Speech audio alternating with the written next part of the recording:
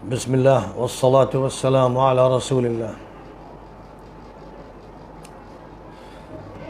دنیا کے حالات پر ایک مسلمان کی ذمہ داری ہے کہ نگاہ رکھے، اور کہیں پر بھی کسی بھی صاحب ایمان کو تکلیف ہو تو وہ یہ محسوس کرے کہ مجھے تکلیف ہو رہی ہے۔ نبی اکرم صلی اللہ علیہ وسلم نے فرمایا تھا من لم یہتم بامر المسلمین فلیس منا۔ مسلمانوں کے مسائل سے جو دلچسپی نہیں لیتا، ان کی فکر نہیں کرتا، ان کے درد میں شریک نہیں ہوتا، وہ ہم میں سے نہیں۔ اس لیے ظاہر ہے کہ یہ ذمہ داری اگر اس دین کی وجہ سے، اس ایمان کی وجہ سے ہر فرد مسلم پر ہے، پوری امت مسلمہ ایک جسم کی مانند ہے، تو پڑوس کا تو بہت حق ہے۔ اور جب پڑوس پر نگاہ جاتی ہے، ایک عرصے سے جو مناظر سامنے آتے ہیں، جو تصویر سامنے آتی ہے، وہ دکھ دیتی ہے، تکلیف پہنچاتی ہے، کانٹے چبھوتی ہے، نفسیاتی بیماری پیدا کرتی ہے۔ ایک ایسا خوفناک، ہولناک، المناک منظر سامنے آتا ہے کہ یہ لگتا ہے کہ اگر دجال نے اپنا پہلا گھر بنایا تو شاید پڑوس میں یہی گھر اس کو ملا، اور یہاں دجل کا یہ کام ہوا کہ جس کو پاکستان کہا گیا اس کو وہاں کے مجرموں نے نجیسستان بنایا، جس کے بارے میں یہ کہا گیا پاکستان کا مطلب کیا؟ لا الہ الا اللہ۔ وہاں دجل و فریب کی وہ سیاست اختیار کی گئی کہ لا الہ الا اللہ اس کا عنوان نہ بن سکے، نہ سیاست کا، نہ فوج کا، نہ عدلیہ کا، نہ معاشرے کا، نہ سوسائٹی کا۔ لا الہ الا اللہ کو صرف تماشے کے لیے رکھا جائے، اس کا ورد صرف مولوی کرتے رہیں، اور وہ جو مولوی اور دیندار طبقہ ہے وہ ایک اقلیت کی طرح زندگی گزارے۔ جس طرح کہیں پر بھی مسلم اقلیت ہے، ویسے ہی پاکستان کے اندر جو مسلمان ہیں، جو ان کو اسلام کی فکر ہے، جو دیندار ہیں، وہ ایک اقلیت کی زندگی گزار رہے ہیں۔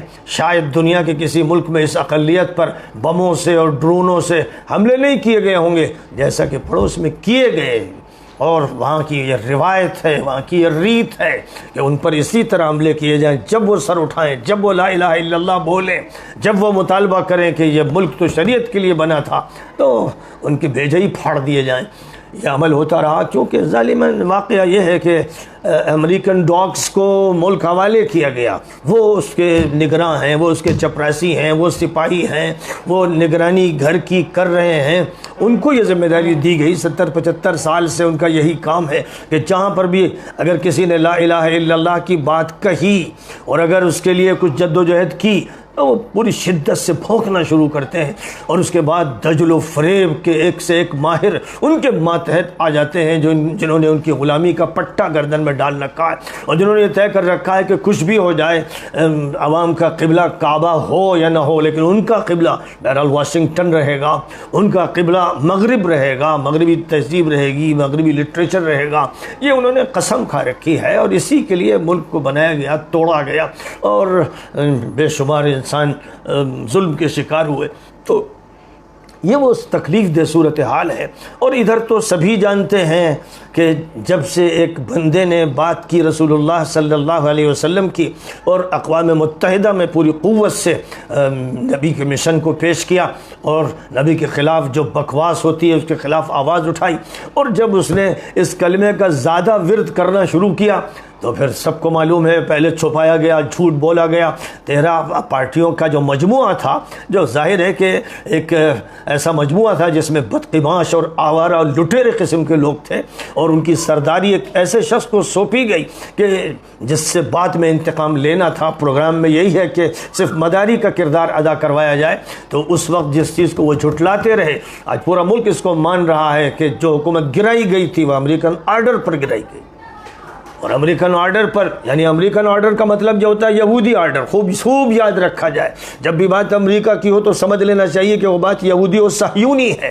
تو یہودی آرڈر پر جو حکومت گرائی گئی، اس کے لیے ایک عیاری، دجل، چالاکی اختیار کی گئی کہ جس کی حکومت گرا رہے ہیں وہ یہودی حکومت ہے۔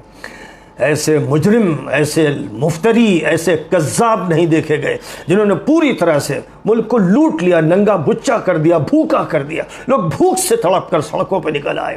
ایک ایسا منظرنامہ جو شاید افریقہ کے کسی ملک میں بھوک میں مبتلا ہو پیش کیا گیا، وہ منظرنامہ یہاں پیش کیا جا رہا ہے۔ ایسی بدترین صورتحال جس پر دکھ ہوتا ہے، تکلیف ہوتی ہے تو کلیجے واقعہ یہ ہے کہ جیسے پھٹ جائیں. ایک ایسی صورتحال سامنے آتی ہے اور اس کے بعد صدا وہاں سے نہیں آتی جہاں سے آنی چاہیے تھی. جو نبی کے خلفاء اور نبی کے وارث اور نبی کی تعلیم کے ذمہ دار ہیں، ان کے منہ سیے ہوئے ہیں، وہ گھٹے ہوئے ہیں، وہ نمائش سے اور مداریوں کے کھیل سے اور جوکروں کے تماشے سے متاثر کبھی ہوتے ہیں اور ان کی تائید کرتے ہیں اور کہتے ہیں کہ صورتحال یوں ہے. واقعہ یہ ہے کہ پورے ملک پر ایسا خطرناک قبضہ ہے امریکن کتوں کا، ایسا خطرناک قبضہ ہے. اور اس کے بعد پھر جب کوئی حکومت بنتی ہے، آتی ہے، جاتی ہے، تو سوائے اس کے کہ وہ مداریوں اور شعبدے بازوں کا ایک کھیل ہوتا ہے، ایک تماشا ہوتا ہے جس میں عوام کو بیوقوف بنایا جاتا ہے. یعنی دجل کا جو کام ہے، فریب، مکر، چالاکی اور عیاری اور شطارت کا جو کام ہے، جو دجال کا کام ہے، وہ عجیب بات ہے کہ اس سرزمین سے ہو رہا ہے. جس سرزمین کے بارے میں بہت سوں کا دعویٰ ہے کہ یہاں سے تو وہ اٹھیں گے جو جھنڈے لے کر اٹھیں گے، مقابلہ دجال کا کریں گے. ان کو معلوم ہو جانا چاہیے کہ پوری طرح سے ایک دجالی نظام نافذ ہے اور وہ اس پہ لگے ہوئے ہیں کہ یہاں یہ بولی قابل قبول نہیں ہے. یہ مت کہنا کہ لا الہ الا اللہ، یہ مت کہنا کہ محمد الرسول اللہ. تسبیح پر پڑھ لو، مدرسے میں پڑھ لو، مسجد میں پڑھ لو، لیکن سیاست کے ایوانوں میں ان کلمات کا تذکرہ مت کرنا، شریعت کا حوالہ مت دینا، نظام الہی کو برپا کرنے کی بات مت کرنا. یہاں نظام چلے گا تو امریکہ کا چلے گا، یہاں نظام چلے گا تو دجالی نظام چلے گا. یہ وہ صورتحال ہے. عوام کو یہ بات معلوم ہونی چاہیے اور یہ سمجھنا چاہیے کہ اصل دجال کون ہے، کون تماشے کر رہا ہے. کوئی حکومت نہیں کر رہی، وہ تو مداریوں کی حکومت ہے، وہ تو ان کی ہے. جیسے بندروں کا تماشا دکھاتا ہے گلی کوچے میں کوئی بھی مداری، ان کا کردار صرف یہ ہے. اور اس کردار میں جو شریک ہوتے ہیں بے غیرت و بے شرم اور ڈھیٹ قسم کے لوگ ہوتے ہیں. ان کا مقصد ہی کچھ اور ہوتا ہے. ہرگز عوام کی خدمت ان کا نہ مقصد تھا، نہ ہے، نہ آئندہ کبھی ہوگا. اس بات کو اچھی طرح سے یاد رکھنا چاہیے. پوری قوم کو اللہ کی طرف رجوع کرنا چاہیے. پوری قوم کو پوری قوت سے فیصلہ کرنا چاہیے کہ نبی پاک علیہ الصلاۃ والسلام کے نظام کو برپا کرنا ہے. اور جو بھی اس راستے میں رکاوٹ بنے، اس کو چیف یہ جو چیف کو چپ بنا دو، اور یا اس کو کچھ اور بنا کر پھر اس کو چبا لو اور تھوک دو.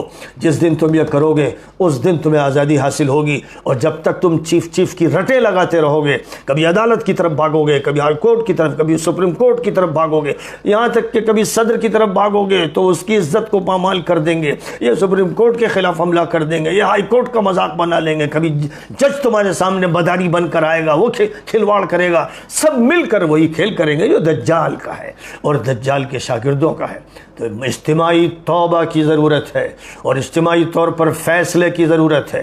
ایک فیصلہ جو قومی پیمانے پر ہو، پورے ملک کو آزاد کر دے دجال سے، مجرموں سے اور ایجنٹوں سے. امریکہ کے کتوں سے جب تک آزادی نہیں ملے گی کچھ نہیں ہو سکتا.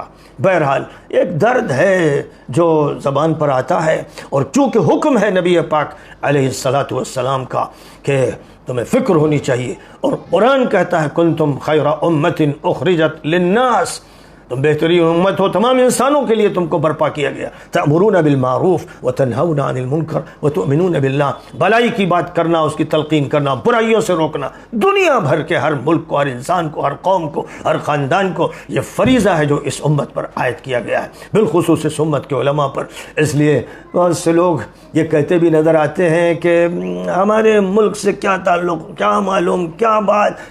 ایسے جاہلوں، نادانوں اور احمقوں سے یہ کہنا ہے کہ اپنے گریبان میں منہ ڈال کے دیکھو اور ارد گرد جو مجرم ہے تمہارے درمیان اور ایجنٹ ہیں، ان کی کیسی کیسی ایجنسیاں ہیں، ان کی حرکتیں کیسی ہیں، تم ان کو دیکھ کر یہ سمجھ لو کہ تمہارے چاروں طرف وہ لپٹے ہوئے ہیں اور دجال نے تم کو جکڑ رکھا ہے. وآخر دعوانا ان الحمد للہ رب العالمین.